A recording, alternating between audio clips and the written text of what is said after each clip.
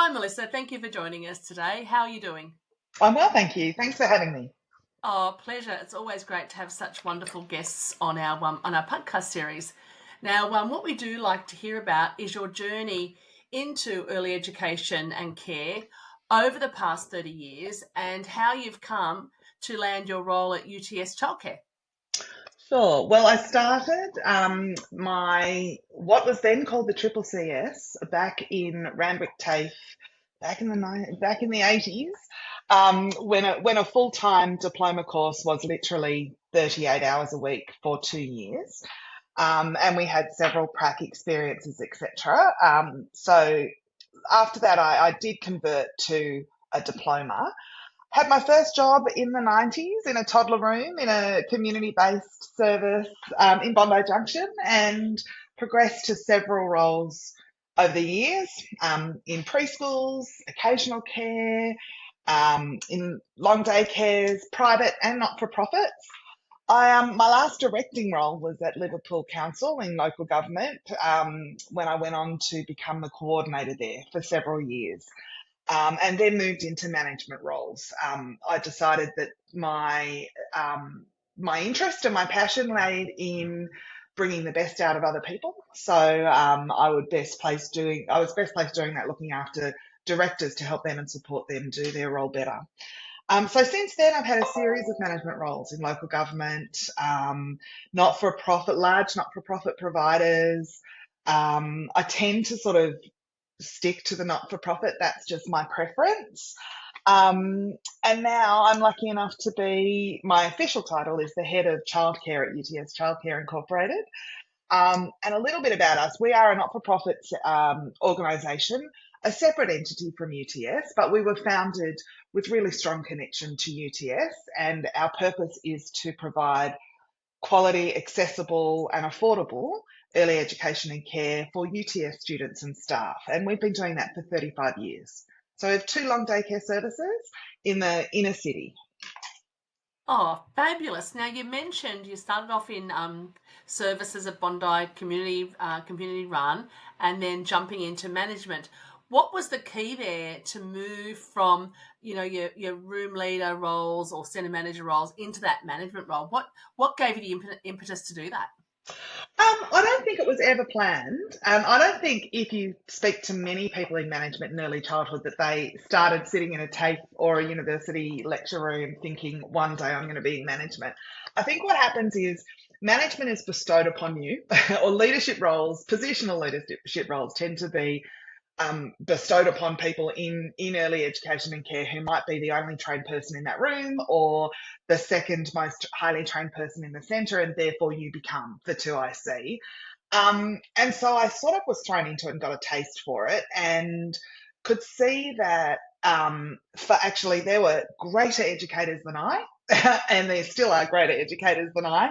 But where my sort of special sauce lay is in being able to identify people's strengths and really work with them to bring them out and get people to feel comfortable and confident in their uniqueness. And everybody has something different to bring. And everybody is a leader in early education care. Some people have positional leadership titles, but everybody has a leadership role. And so getting that kind of creating a kind of culture where everybody can flex their leadership muscle is kind of where I became interested. And so I had a sort of sliding doors moment where I could have gone to university and upgraded my qualifications to teaching, but instead I went to university and upgraded my management qualifications. Wow. So there is quite a journey that you've been Yeah, doing and lots of study, lots of, I suppose, for what a better word, reflection on what you were absolutely. doing and like to be able to say, look, there's better educators than me. I think I can do better here. Even that wisdom is really so clever to recognise that in yourself as well. And Mm. of course, now we have you, Melissa, with the UTS Childcare Services there.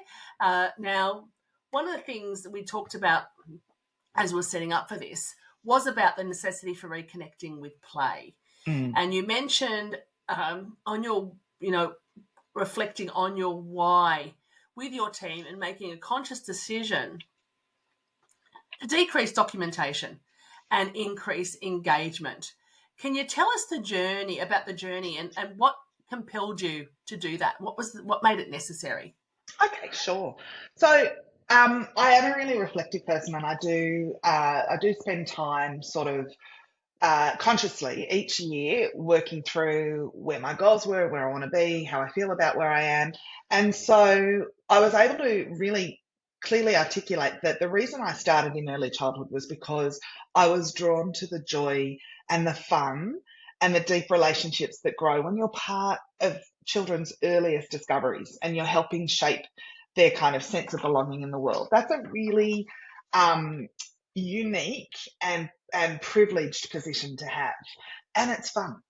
It's at the deep root of it, it's a fun job, and it can be a fun job. But over the 30 years, I'd observed a bit of a shift in focus from almost the play-based kind of fun interactions that we were having years and years and years ago to this huge burden of documentation and compliance. And what we discovered, what I had noticed, not just at UTS, but in other services I'd worked in, was that our documentation burden and impetus became us providing information for parents. It was almost like a proof of value. It was like, in an effort to professionalise the sector, we felt that we had to provide and create all of this documentation that had jargonistic development terms, citing theorists, trying to show how seriously we should be taken, and I was seeing students being asked to do the same thing. Students would come into my services, and the amount of documentation and work that they needed to churn out to prove that they had an understanding of how to interact with a 3-year-old actually stopped them having opportunity to interact with the 3-year-old. And I found that really quite ironic. Um, It's a bit contradictory, really, isn't it? Absolutely, absolutely. So we became this, and the rhetoric you heard on Facebook, and you'd go to conferences and you'd just chat in networking events and hear this sense of obligation and almost like this, yoke that people are carrying around about how much we need to do and the need to continuously prove that what we're doing has value and that what we're doing ticks a box and complies. So I could see when I started here, and UTS Childcare has always been really renowned in the sector for being a quality provider. So I was very excited to be able to work with this team. I could see the really valuable work that was being done with, by educators with regard to the Yeah, curriculum and yeah, the history and the depth of what they were doing was massive. But also was the written documentation and the amount of photographs we were taking and the amount we were uploading onto a platform and sending out to families every day. And one of the values and one of the reasons I was attracted to UTS, one of our values is joy, but I couldn't see it. I couldn't see or feel much joy. There was joy, like it wasn't yeah. bereft of No, joy. all doom and There gloom. We're was not. joy, but I couldn't see. And what I really wanted to be able to help these educators do was connect to that. It sounds a bit woo-woo, but that magic that of being able to be in a child's life, that privilege of having those moments that nobody else really gets to have. And why Not would even you the then? parents sometimes. That's right. That's exactly right. So why would you then choose to be behind a screen? I have incredible educators, and I was watching them go away from the children and sit in a programming room behind a computer screen, typing up screeds and screeds and screeds and screeds of work. And so I just thought there actually is a better way. And I'm a reader, and I'm a I listen to podcasts. I do lots of sort of research. I have lots of time in the car. One of my favorite kind of management gurus is Simon Sinek, and I know you've probably heard of him. And he's got a series of books. His first book is It Starts With Why, and what he says, he teaches that the most inspiring leaders and organisations can begin by clearly articulating their why. So that's where we started. I wanted to ask why. So we just put some not very attractive, ugly pieces of butcher paper up in the staff room with a handwritten question on it. Why did you choose to work in early education? Why do you choose to work at UTS? And from that evolved a series of reflective, provocative questions where staff and educators would feel like they could just, during their break, pick up a pen and add a comment, add on to somebody else's, I've still got it folded up in my office here. It's a wall of not very pretty. It's not Canva and it's not designed. It's a It's not a piece of butcher presentation. paper. I know, it's a piece of butcher paper with crayons that is rich and deep reflection that overarchingly kind of really made us see that the next question we needed to ask was, why do we program and who do we program for? And that was our tipping point. That's when we decided and discovered that we determined that the purpose of planning was documenting children's learning to benefit the children and to share with our educators and our peers so that we can work better with the children. Can Yes, I we do ask have to. you, Yeah. before you go on, can I Yeah. ask you a quick question? And you're probably going to answer this for me anyway, but I've probably jumped the gun a bit here. Is, did you find even parents were overwhelmed with getting too much of everything? Can you, like, because to me, as a parent, I don't need to know everything. I know if they're happy, they're safe, they're having a great time. You don't, I don't always have the time as a parent to Yeah. go, I need to look at all my photos and I need to be keeping on top of all of this every Yeah. day. Yeah. What we found, yes, we did. And we have got educators who are also parents. And so they were saying, if I'm not reading them, like the average parent isn't. And also, Yep. I'm the one that understands what I'm reading. It took a lot of time for us to interpret for families what it was that we were saying to them and why we were saying it to them.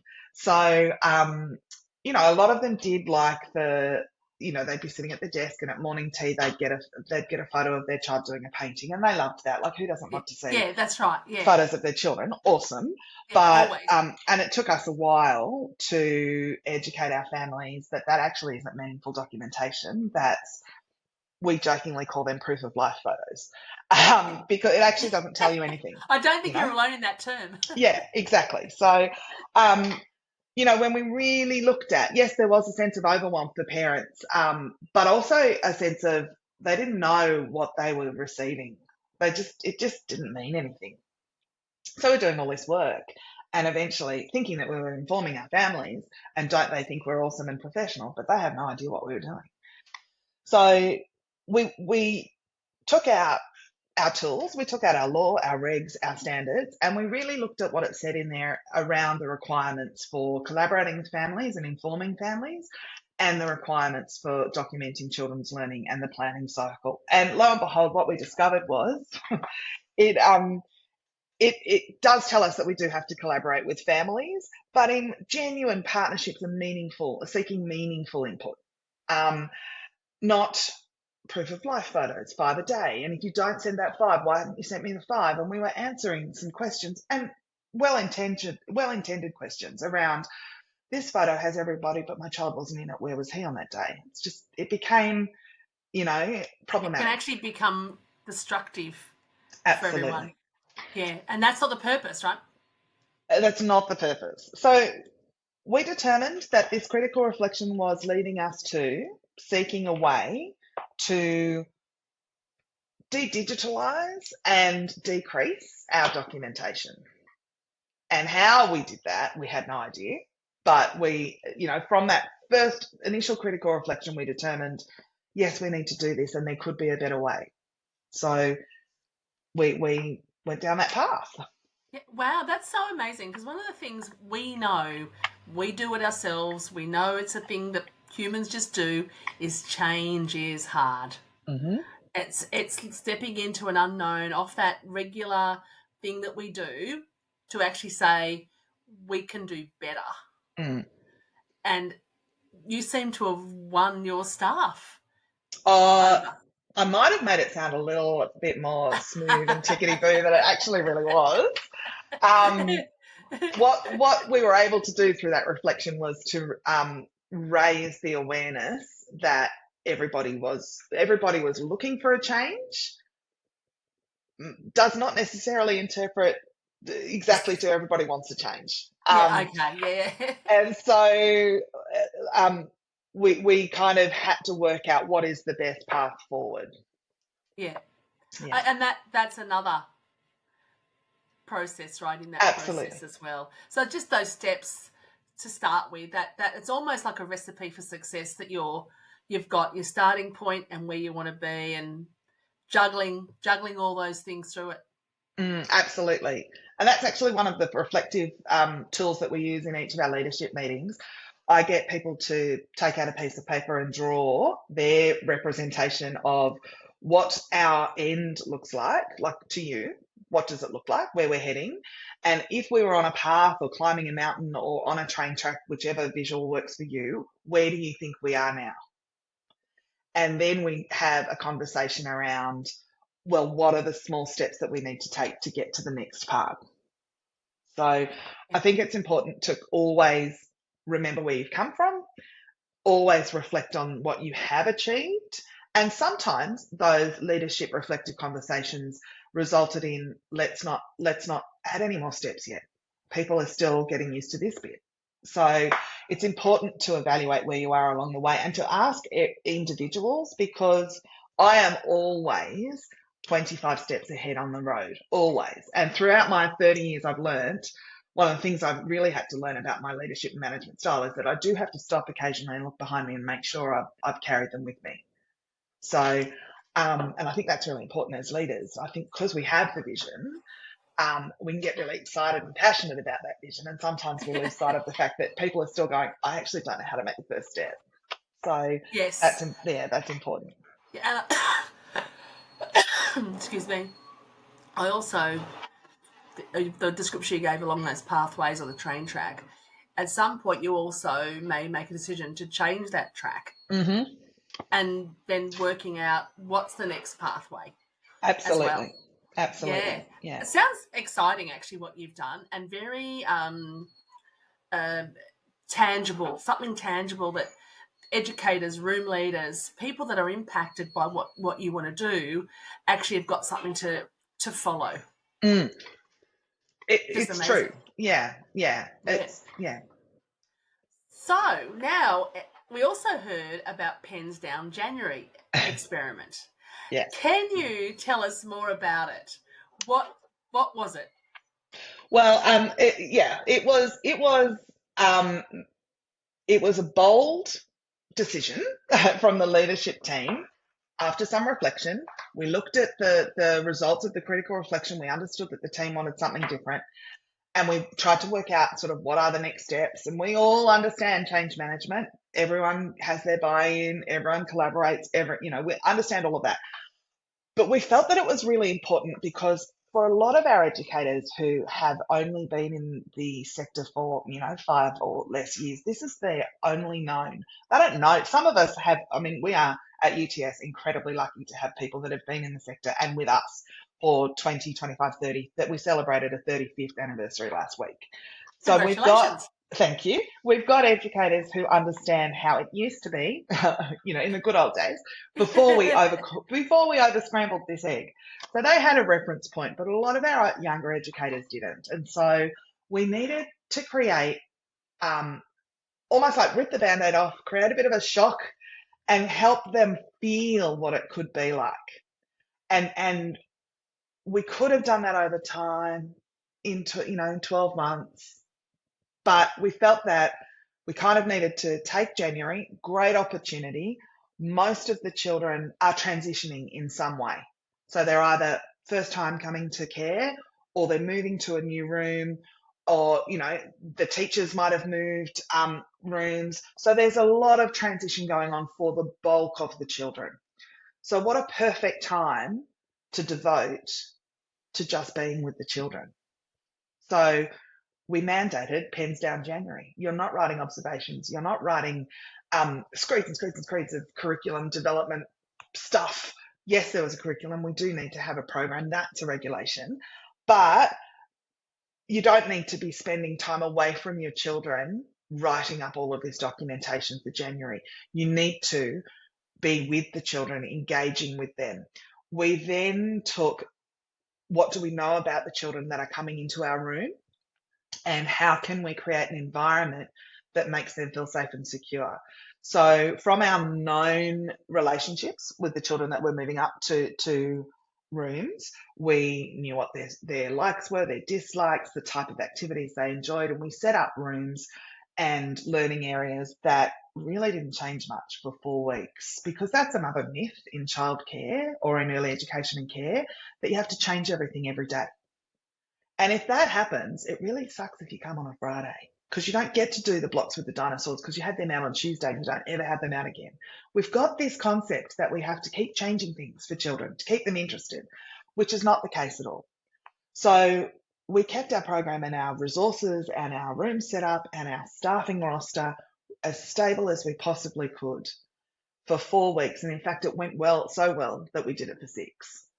Wow. And in that time, we had an A3 piece of paper stuck on each room wall with the basis of what we would be putting out based on children's known interests. And if the children were starting with us, we have a really strong orientation process for new children that involves conversations with the child and with the parent around what they like to do, what they don't like to do. So we use that information to inform our rooms.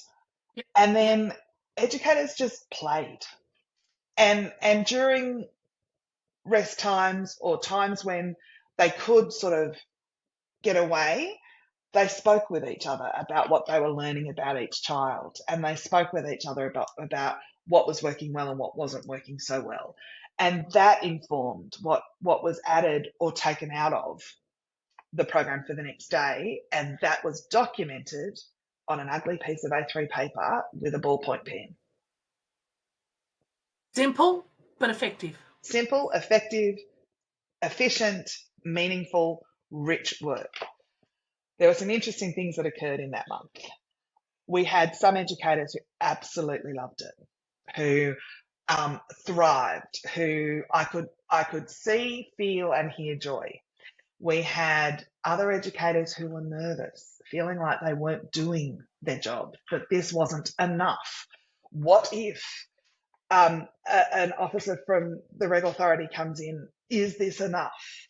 Can we prove that we're doing enough for assessment and rating if this is all we have?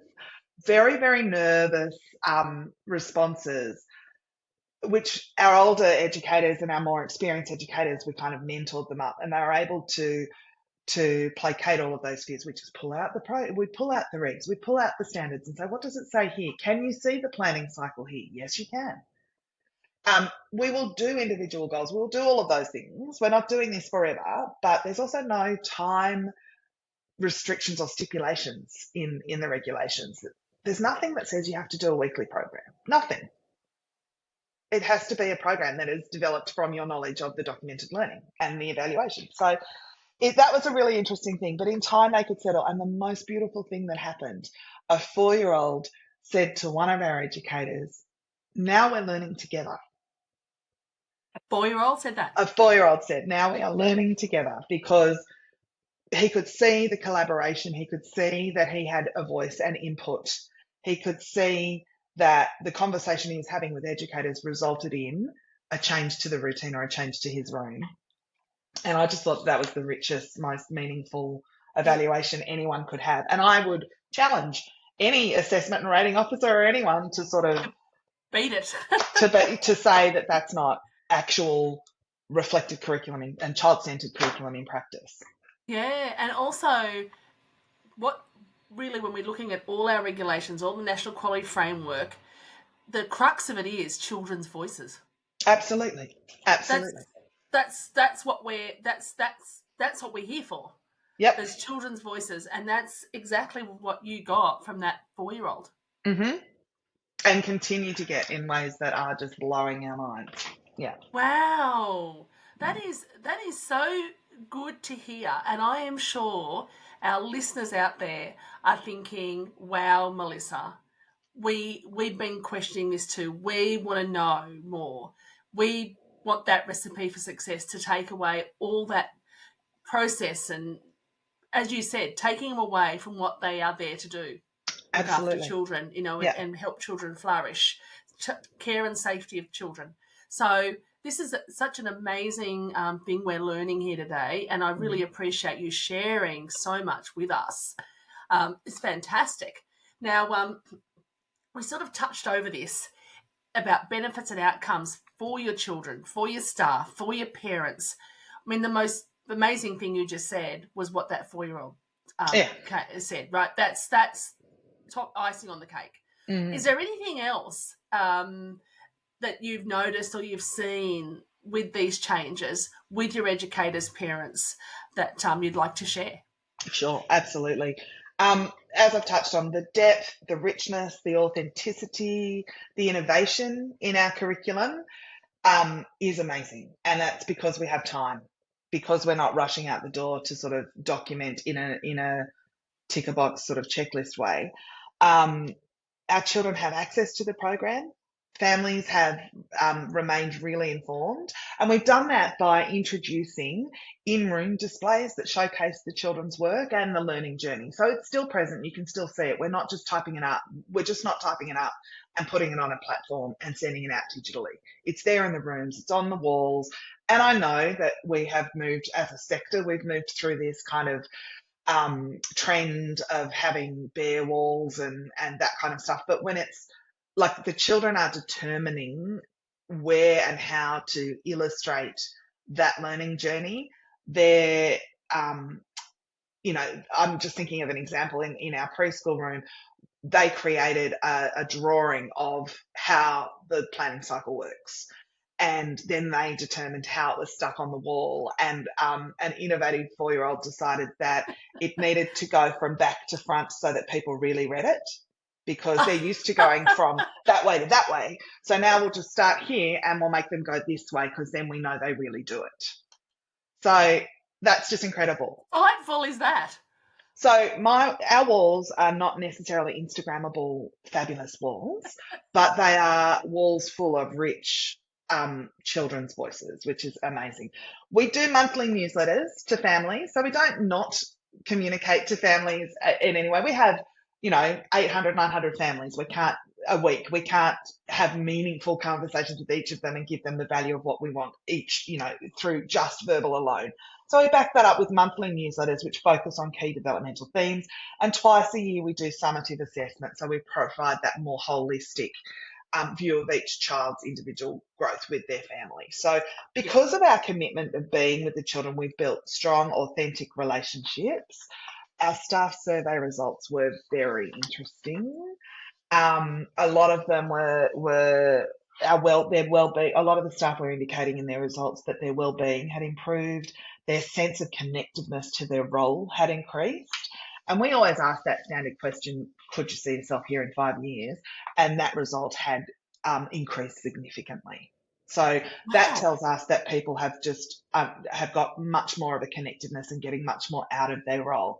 Similarly, the family survey also indicated that they felt that they were adequately informed on the program. And I think it's what we were talking about before. They can understand what we're sharing with them now and they can see it. So when new families come in and tour and they do the comparison with other centres or other people that they know that go to early education and care, they ask how many posts we do daily. Look, we educate them on our philosophy. If they mention how many other posts we get, we respond by highlighting that our educators prioritise interactions and they're more fully present and engaged. And in time, they can see that and they can see the value of that. Yeah, absolutely. One of the best benefits, and this is my my proud kind of, unashamedly shout it out loud moment. As a result of us prioritising deeply listening and engaging to children, we're now in the middle of establishing the UTS Children's Council, which is a formal structure that will be part of our governance. We have our own board, but this Children's Council will also be part of our governance.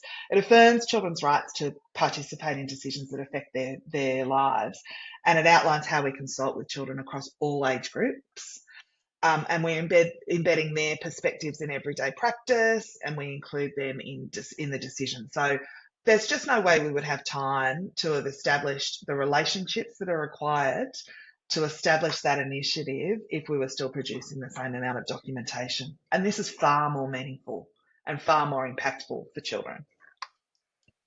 That's what it's all about. Absolutely. Yeah, you've actually peeled back layers and layers of onion. Yeah. Is really how I would see it. Absolutely, because it doesn't have to be this hard. What we do is incredibly important. Don't get me wrong. I know that how our work is impactful, but it does not have to be this hard. And it's not meant to be that hard No. either. That's the key to it, isn't it? And I look, you know, you and I both would hear how many educators say too much, too much, too much. The health and well-being of our educators. It's you know, that's what the impact is, as well as the children. Absolutely. Yeah. Wow. Now, lastly, this is a really interesting one here, especially given the recent media attention on the sector. What are your thoughts on finding the right balance between necessary compliance and the core mission of early learning? You're right. It's a really powerful question, and I believe it sits at the heart of what quality early education and care is. So compliance gives us the minimum standard, the framework to ensure that, you know, safety, equity, accountability is in place. And children deserve access to compliance services. They deserve compliance, and all early education and care services should be compliant, in my opinion. However, just being compliant isn't enough. The real opportunity lies in seeing that compliance is like the foundation and not the finish line. And I think that was kind of where we were at. We were complying with our documentation at an undoubtedly exceeding level, but it wasn't the finish line. It wasn't actually, that wasn't it. There was more. You know, often that's where services get stuck. So we listen to that external noise about the regulatory burden of our roles. We turn ourselves inside out to prove that we're compliant. But what we have to remember is compliance is the foundation, not the finish line. And our role is to look at what else, what more. It's absolutely important that every educator understands the regulations. It's not just a role for the nominated supervisor or the responsible person or the 2IC. Everybody needs to understand compliance requirements. And all leaders have an obligation to educate all of their educators around the requirements of compliance.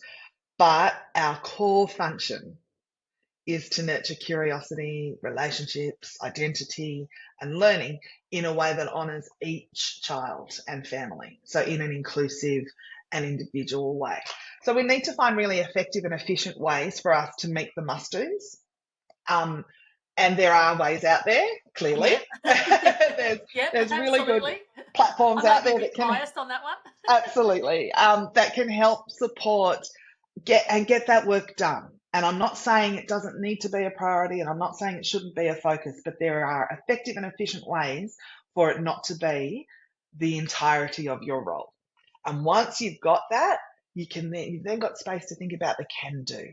So get your must do in order, reach out, get some help, get some support to get those things that you have to do in order, because then that allows you to think of the can do.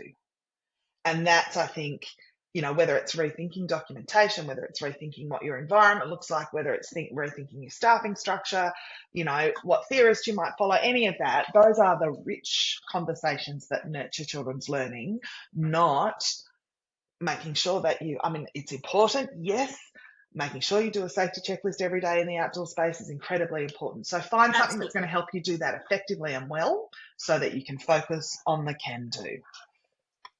And getting information from that, right? Getting good information from what's happening, so it allows you then to make better decisions, more informed decisions. To help educators. Yeah, absolutely. Proactive rather than reactive is always the best approach. Absolutely. And if you've got a tool that helps you look at, you know, past trends, or can identify, you know, risks, then you're able to adequately manage those before they become something that impacts the safety or welfare of children.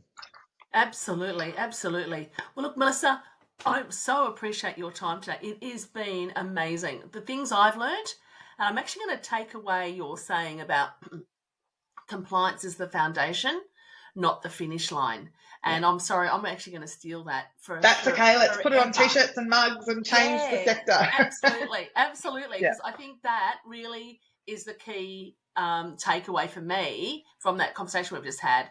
That's what it is. And even when you think about that compliance as a foundation, what you've done is exactly that. Right through your documentation or your processes, you must be so proud of you and your team. I'm It's incredibly proud of my team, and could not do. I'm the ideas girl. Not just it's just not me. It's a collaborative approach, but they're the ones that are implementing it, and they are the ones who, yeah, who are working directly with the children every day and making that amazing impact. So yeah, incredibly proud of my team. Wow, wow. Well, you've just given me so much food for thought, and I'm hoping everyone who's listening here has just had some wow factor as well, because I know that's what we're all trying to do: collaborate, share what we're doing, and make our sector a better place to work, to be, and to be part of. That's the hope. That's the That's the vision. hope. Thank you, Melissa. Appreciate your time. Have a wonderful day. Thank you. Thanks for having me. Not a problem. Anytime.